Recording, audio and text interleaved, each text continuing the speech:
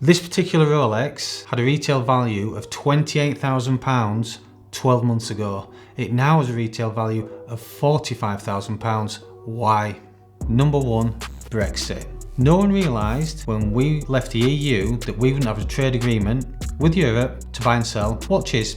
So the way our industry used to work before is we would buy a watch from a dealer in Europe. It would be brought to the UK, no VAT to pay. We could then retail that watch and pay HMRC. That's how our industry worked. Now, because we've left the EU, we don't have a trade agreement with Europe anymore, so we have to pay VAT. We are already the cheapest country in the world for Rolex watches. So now we have to pay VAT with the exchange rate.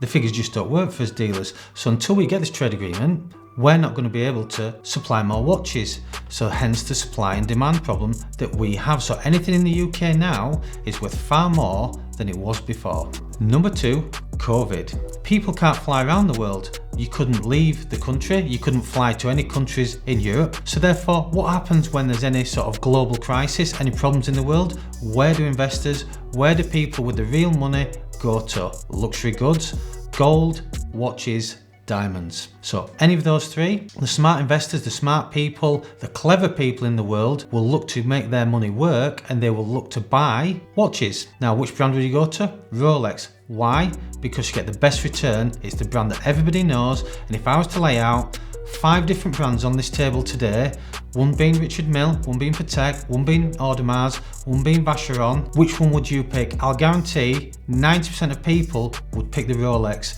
and that is why they are the best. Some of you will understand that the Chinese market in our industry is possibly one of the biggest problems in the last month to see maybe a slight decline, what people are calling a market correction in the industry. This is true, this has happened. Chinese are the biggest buyer of luxury watches in the world. I think they have around 25% of the actual market of buying and selling. So a lot of dealers would actually buy from China and sell to China. So with them out of the game, that obviously affects our industry.